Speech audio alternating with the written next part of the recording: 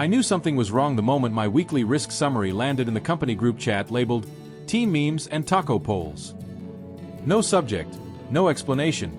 Just my 14-page compliance report sandwiched between a gif of the CFO doing tequila shots on last quarter's earnings call and a poll about bean dip or guac for Friday's morale lunch. That was a Monday.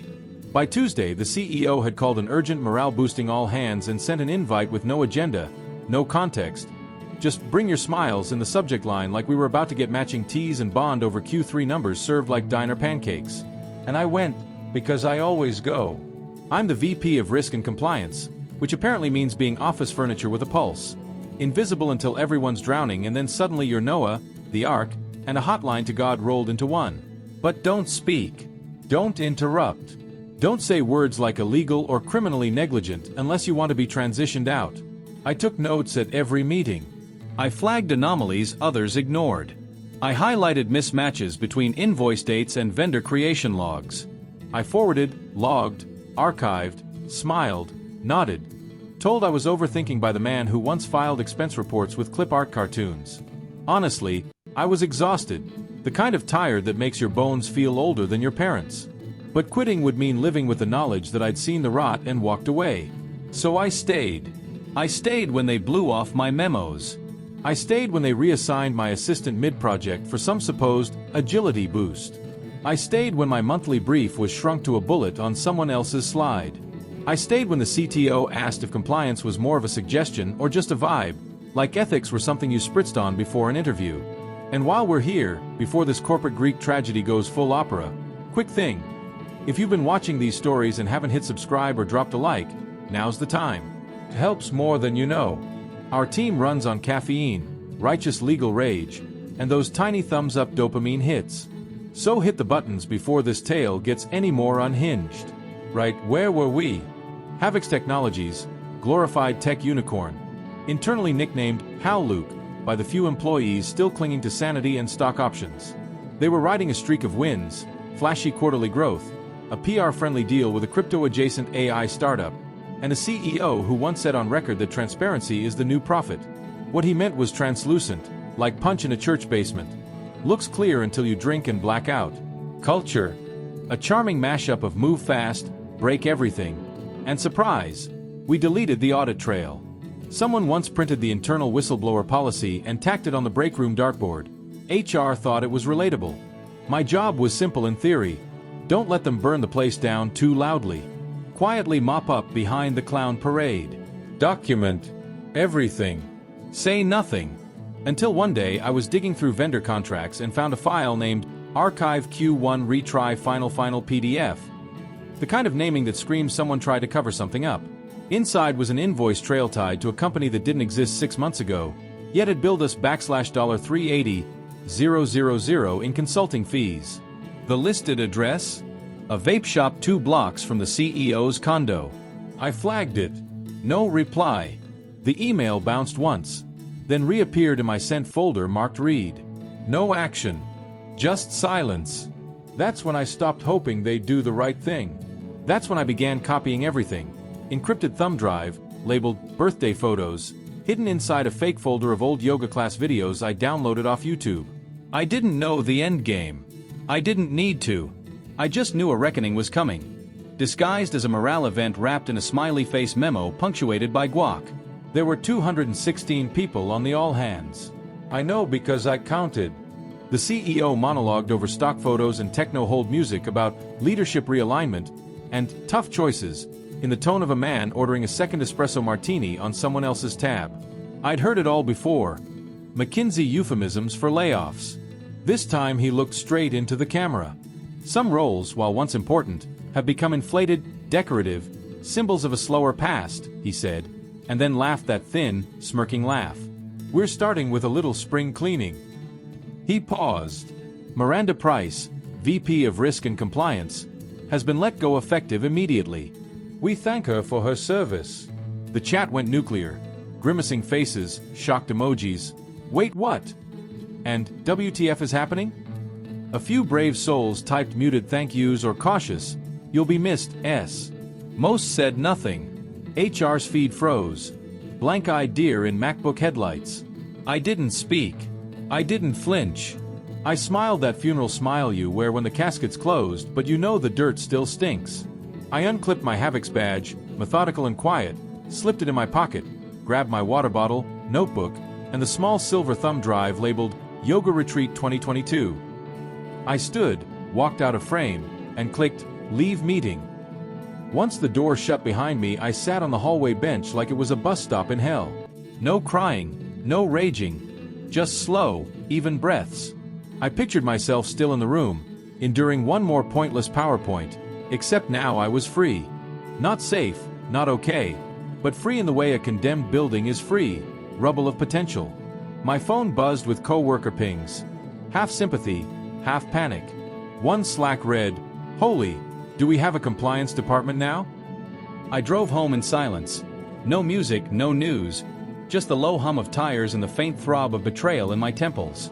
At a red light I glanced in the mirror. Same blazer, same lipstick, same woman they'd erased like a typo. At home I kicked off my heels and opened my laptop. For a second I hovered over the folder, wondering if I was still that woman who protected them even as they stripped away her title. Her damn oxygen. Then I double-clicked, typed password Notiorpawn88, and began an upload. Destination SEC Office of the Whistleblower. Internal /HX/compliance/audit/V1V38. Size 2.04 gigabytes. AES 256 encryption. Upload initiated. Time to completion 2 minutes 14 seconds. My hand didn't shake. Then my phone lit with a MarketWatch alert. Breaking. Havoc's Technologies trading halted pending SEC inquiry. Sources cite potential compliance irregularities. I laughed, a raw, bubbling laugh from somewhere hollow and feral and a little holy. Spring cleaning, huh? I whispered to no one, poured a glass of cheap wine reserved for Fridays, and toasted my own damn funeral. No tears yet. Just the sound of the upload finishing and the echo of my silence. Sharp, full, louder than anything that CEO ever said. I sat in the car with the AC low, windows fogged just enough to push the world away. My hands rested on the steering wheel like I'd pulled over to cry, but I didn't. I wasn't sad, shocked, or mad anymore. I was focused. The thumb drive burned like a loaded weapon in my jacket pocket. I plugged it into the USB slot, laptop on the center console chiming to life with the mechanical inevitability of what had to be done. Yoga Retreat 2022 was not about yoga, and sure as hell wasn't a vacation. Inside was everything Havoc tried to delete, dismiss, and discredit. Now organized, time-stamped, and notarized with metadata dense enough to choke. A defense attorney. 6 months of work, watching them lie to investors, falsify vendor contracts, bury whistleblower reports under pizza receipts. They assumed my silence was complicity. They'd mistaken exhaustion for agreement. I opened the SEC whistleblower portal. Secure, encrypted, anonymous. If I wanted anonymity I could have used it, but I used my real name, attached the drive contents, file by file, each selected to maximize clarity and pain. Slack threads where the CFO joked about cooking the books with extra butter. Email chains showing intentional backdating of compliance forms. Invoices from ghost vendors with burner Gmail contacts. A PDF audit log titled Quarter-End Adjustments, last edited by the CEO himself. I added a compiled note, 6 months of internal observations, all unaltered, confirmed potential violations of Sarbanes-Oxley sections 302, 404, and 802. I hit submit. The loading bar crawled, 1%, 10%, 30%, 70%. Done. At first nothing. The silence felt wrong. Too soft for something that just cracked open a multi-million-dollar fraud. I kept expecting the sky to change. It didn't. Just clouds over the strip mall where I'd parked. Then my phone buzzed. Bloomberg. Breaking. Havoc's Technologies trading halted by SEC pending investigation into internal compliance violations. I laughed again, the sound raw. The media always gets the poetry wrong. They call it pending investigation, like it's the start. It's not. The start was months earlier in a quiet office where I saved every time leadership laughed off another crime. Another buzz. Dana from finance. Did you see the news? I didn't reply. Let them guess. Havoc had always bragged about an open data culture.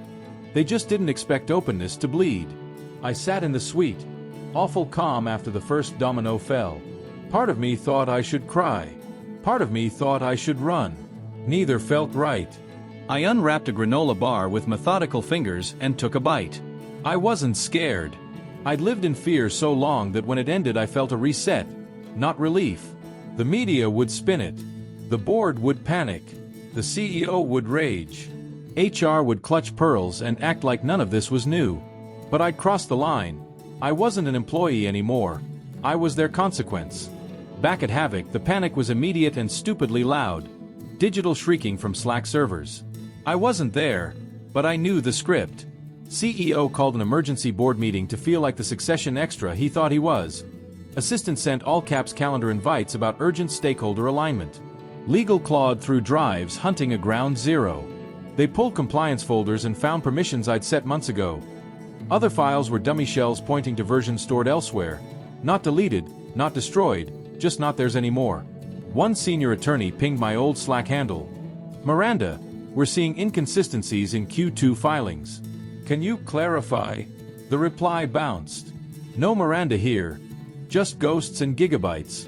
They didn't get that I hadn't triggered a breach. I'd flipped a mirror. They were finally seeing what had always existed. Cleaned up and time-stamped for daylight. At 2:43 p.m. my phone rang. Unknown DC area code. I stepped onto the porch and answered. Miss Price. A young professional voice said. This is James Ditt, Junior Liaison with the SEC Whistleblower Office. We received your submission. Thank you. There's a lot here. We're starting document verification. Could you confirm a few trails directly? I nodded to no one, then answered, Of course, happy to cooperate. We spoke 12 minutes. I walked him through document hashes, Slack extraction logs, the vendor IP trail, every breadcrumb place to hold up in a courtroom or a damn Supreme Court PowerPoint. He asked, Are you worried about retaliation? I almost laughed. They'd already fired me on a live stream. What was left? A long pause, then, We'll be in touch. He hung up. I stood, stared at the trees as the wind moved through them, and for the first time in a decade didn't hold my breath. I knew what was happening at Havoc. CEO pacing, swearing, waving, miscommunication, and rogue actor like confetti. CFO blaming an intern. Legal drafting an empty press release while PR argued operational misunderstanding sounded better than federal probe. The board. Half of them probably on mute Googling D/and O coverage. They'd forgotten a basic fact. Whoever holds the receipts holds the power. I had receipts in triplicate. At 4:17 p.m. my email pinged. Encrypted message from counsel. The SEC had acknowledged the integrity of my submission and opened a case. Havoc was in the storm. And me? I folded a blanket over my lap, picked up my mug, and idly scrolled LinkedIn job postings, curious. Headlines hit before breakfast. I was stirring oatmeal when my phone buzzed. Breaking. SEC confirms active whistleblower investigation into Havoc's technologies. I didn't open it right away. I watched steam curl from my pot like smoke from a slow burn that took months to catch. Then I read the article. No names, just a former executive and alleged compliance discrepancies. Enough truth to choke PR. By noon, CNBC, Wired, and even TechGrid had picked it up, chasing one question. How did Havoc stock spike so sharply last quarter with no obvious catalyst? Somebody had poked the bear. And then, God bless the internet, someone leaked an internal email chain. First on Reddit, then on Twitter, then across every Slack channel in the tech world like a match on spilled gasoline. It started with a simple subject line. Q2 adjustments urgent review. The body read like a slow-motion collapse. Did compliance flag this? And the reply, compliance is gone. 2 words. That was enough to flip Havoc's mystique into a punchline. By 3 p.m., someone had mocked up a t-shirt. By 5 p.m., it was trending on X under hashtag compliance is gone, right next to videos of the CEO dodging reporters outside a WeWork lobby like a reality show villain ducking spoilers. Meanwhile, the vultures circled. Not regulators this time, but former vendors. The first LinkedIn post hit like a torpedo from a burning ship. A boutique data security firm I'd flagged months earlier wrote, "We warned Havoc about misaligned scopes in their RFP. Instead of paying, they ghosted us mid-project." Glad someone finally turned the lights on over there. Another post followed from an HR consultancy that claimed it won a contract and never received a signed agreement or a cent. They'd sent emails, invoices, even a couriered letter. No answer. Now they were naming names. And I watched it all unwind with the detached calm of someone who had already screamed into every void and found only silence and slow, delicious retribution. No one knew it was me. Not yet. There were whispers, sure. Havoc had a short list of suspects. As if integrity were motive. I'd heard that folks inside tried to pull badge access logs and laptop histories to trace the leak. But I'd covered my tracks months ago. Thoroughly. Professionally. I wasn't a saboteur. I was an archivist with a conscience. That night I poured a second glass of wine and watched the CEO on Bloomberg. He looked like a man whose GPS had started screaming while he barreled toward a cliff he'd built himself. I didn't smile exactly, but something inside me loosened. People always picture whistleblowers as loud, ranting, storming the gates. They forget some of us whisper. Some of us simply leave the door unlocked and let the truth walk in. The boardroom began leaking before legal finished drafting their first, no comment. By Monday morning, 3 different people I hardly called friends messaged, shaken, each whispering the same phrase like a prayer they didn't want answered. They're lining up. One even sent a screenshot from an internal group chat. FYI, Jenkins retained his own counsel, not using company legal. Smart. He's toast if that Slack audit drops. Has anyone heard from the CFO? No one had. Greg Marsh, the guy who used to call my team the Fun Police, was quietly put on administrative leave to focus on family. Translation: first sacrificial lamb, escorted out with glossy memos and a week of NDAs. He deserved worse, honestly. Greg was the one who used to edit approval timestamps in the audit logs like no one would notice. I noticed. I always noticed. I had a whole folder labeled Greg being Greg. Final.zip. HR went into full panic and produced their usual word salad. We are committed to fostering a culture of transparency and respect. Retaliation of any kind will not be tolerated. We stand by our employees. They stood by us the way a dog stands by a vacuum. Nervous, guilty, and already halfway out the room. The real moment hit when I was scrolling Spotify to drown out the noise and saw an episode of that Tech Reckonings podcast I used to mock for IPO gossip and Valley scandals. The episode title, Havoc's Explosion. Who is the whistleblower? I nearly dropped my phone. I hit play. The host sounded giddy in the way people do when discussing someone else's funeral. They traced the timeline, stock bump, whistleblower report, trading halt, then began to speculate. He or she, we don't know, but someone inside had deep access. This wasn't a pissed-off intern. This was Slack exports, vendor contracts, deleted emails recovered. The co-host chimed in. Rumor says the VP of compliance was let go the same day the report landed. Coincidence? I don't believe in those. I paused the episode, not from fear, not from anger, just from caution. Watching strangers try to assemble a picture you painted in silence has its own power. Like seeing people admire a mural while you alone know where the brush was held. That afternoon my phone buzzed with a name I hadn't seen since last year. Tina, a former finance colleague, always safe, never brave. Her text was blunt. Was it you? I stared at it for a long time, typed, deleted again, then put the phone face down and poured tea. Let them wonder. If I said yes, I became their target. If I said no, I became a liar. If I said nothing, the silence would swell into myth. You can't fire a myth. You can't subpoena a rumor. You can't blacklist what can't be named. The fallout was theirs now. Headlines, audits, investor calls full of strained smiles and missing CFOs. I wasn't part of the company anymore, but I was everywhere inside it. The return wasn't a triumphant march through marble halls or cameras. It was quieter, surgical, cold. A scalpel, not a sledgehammer. Cutting out rot without anesthetic. It began with a call to my attorney. Encrypted, clipped, the polite urgency that only federal investigators bring. The SEC has follow-up questions, my attorney said. They've cross-referenced your submission with recent server logs. They want clarification on a file labeled Q2 Compliance Final Price PDF.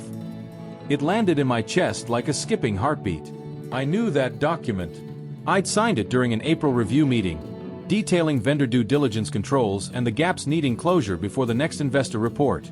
My version was clean, precise, truthful, but the copy Havoc filed with investors was not mine. They kept my signature, but padded the numbers and removed my flags. In place of my notes was a glowing assessment of Titan controls, a lie stapled to my credibility. My original lived on my thumb drive with metadata intact. Timestamps, hash values, edit trails. I told my attorney to tell the SEC the submitted document was post-signed and unauthorized. I had the original ready to verify. The SEC replied the next day. Understood, escalating. They didn't need more words. One altered file could prove willful misrepresentation to shareholders. With my original, they had a smoking gun with serial numbers. 2 days later, an encrypted memo from my lawyer arrived. My former assistant, Lee, had been subpoenaed, not as a suspect, but as a witness. They'd underestimated her. Lee, bless her procedural heart, had kept a backup of our handover notes. Apparently, during a late-night cleanup before Q2 earnings, the CEO's chief of staff instructed to shred anything Miranda touched that's not client-facing, shred. She called them shred sessions. She even remembered the phrasing, "Too many eyes on this. Let's clean house." She wrote it down like it was scripture. Her testimony transcript hit my inbox, redacted but heavy with intent, fear, and the kind of cowardice that surfaces when liars realize someone was watching. She told the truth, not for me, but because someone had to. When a house burns, someone eventually yells, "Who lit the match?" I didn't reach out to Lee. I didn't send flowers or thanks. Contact from me would make her a target. Instead, I asked my lawyer to ensure she had counsel. That week, the SEC issued a measured, sharper statement. Preliminary evidence indicates material alterations to compliance documents after executive certification. Investigation continues. The calls stopped being spin and started being about survival. Legal prepped individuals for deposition. The board split, those who knew and looked away, and those who suddenly needed very good lawyers to prove innocence. The CEO vanished from internal comms. On sabbatical, rumor said. Translation: hiding in Aspen with no Wi-Fi and a PR monastery burning sage over his LinkedIn profile. I sat on my cabin screen porch, laptop open, logs crackling in the hearth, reading it all like fiction. I'd always been the adult in the room. For once, that meant something. The CEO finally emerged for a CNBC interview and performed exactly as you'd expect from a man who once called regulatory filings just vibes. Blazer over a tee. Instantly relatable, apparently. The anchor warmed him up with soft questions about innovation until she slipped the blade in. There's speculation about the whistleblower's access to high-risk documentation. Can you speak to the integrity of those records? He blinked, smiled, swallowed. I'm not at liberty to discuss ongoing, internal reviews, he said, suddenly fascinated by his coffee mug. But Havoc remains committed to our stakeholders and to transparency. Transparency. I laughed so hard I nearly splashed my tea. He'd spent years treating transparency like something radioactive you only handle in a PR hazmat suit. The segment ended with his signature smirk, but something had cracked. A haunted twitch behind the eyes you only get when the lights are still on and the exits vanish. 12 hours later, he was served. Not symbolically, not hypothetically, literally handed papers by a federal officer in his high-rise lobby. Witnesses said he looked like someone who'd seen a ghost. Maybe he had. Maybe that ghost was the woman he once fired mid-Zoom, smiling politely while pocketing a thumb drive. By noon, the Department of Justice released a statement. Preliminary case opened against Havoc's Technologies for willful misrepresentation of financial controls and falsified compliance documentation. Evidence submitted voluntarily under federal whistleblower protections forms the foundation of the investigation. Voluntarily. Not leaked. Not coerced. Voluntarily. The words landed like a punch in a marble hallway. That afternoon, the board put out a statement thick with manufactured outrage. We are shocked and deeply disappointed by recent developments. The board was not aware of any impropriety and is cooperating fully with investigators. I read it twice to savor the irony. Shocked, disappointed, cooperating. Like a cheater writing a breakup note and claiming credit for not keying your car. The real blow came from shareholders. Within 48 hours, a class action suit was filed on behalf of investors misled by Havoc's falsified disclosures. Another followed, then another, stacking like chairs in a burning church. I didn't feel glee. Not exactly. Not vindictive. It was precise, surgical. A strange, deep calm settled where fury had once burned. I'd been hollowed out by ignored warnings, budget cuts, and, "Can you make this look cleaner before we submit?" emails. This wasn't revenge. It was removal, like diseased tissue cut away to save what remained. I sat by the window as the sun sank through pines and read the filings without flinching. No headline shocked me. No name surprised me. Havoc hadn't collapsed. It had been collapsing all along. I had simply turned on the lights. The SEC briefing streamed on a gray Tuesday that smelled like old coffee and cold truth. No music, no flourish. Just a podium, a seal, and federal tone. I watched wrapped in a fleece, fireplace crackling like distant applause. The lead official, clean-cut and flat in delivery, stepped up. "This investigation has revealed systemic violations of corporate governance, investor deception, and fraudulent compliance reporting at Havoc's Technologies." He paused, flipped a page, and read the list. Falsified risk disclosures, tampered audit trails, willful misrepresentation of financial health across multiple quarters. These findings would not have been possible without the foresight and integrity of one former executive who voluntarily provided a comprehensive timestamp dataset substantiating every claim. I didn't move. The broadcast didn't show my face. But my name was in the bones of it, in the silence that followed and the questions nobody asked because they already knew the answer. The CEO was gone, not on sabbatical, not transitioning, officially terminated, his golden parachute cut mid-flight. Rumor said his attempted Twitter redemption the night before tanked, answered by snark and memes, #compliance is gone. Trading in Havoc stock was suspended indefinitely. Investors scrambled, analysts wept, and threads sprouted. Remember when this was the hottest IPO of 2022? Mostly memes now, burning buildings, Titanic remixes, 1,000 little jokes about hubris. Inside my cabin the world was quiet. Wind hit the panes. The email pinged. I didn't open it right away. I let the moment breathe and the fire crackle at the press conference close on ongoing accountability. Then I clicked, a consulting offer, discreet, high-paying, from a firm that wanted someone who could see the smoke before the fire. They never said the word whistleblower. They didn't need to. Outside, a fox padded across the snow, nose low, tail high, vanishing into the trees like it had somewhere better to be. I closed the laptop and sat back. There would be no book deal, no TED Talk, no fast company think piece about the cost of doing what's right. I wasn't interested in being anyone's redemption arc or cautionary tale. I wasn't a headline. I was the quiet woman they buried under fake smiles and butchered spreadsheets. I left them the shovel. Thanks for watching, you cubicle warriors. Hit that subscribe button. Unless you're my old boss, then you're on your own. Revenge of the Coffee Pot strikes.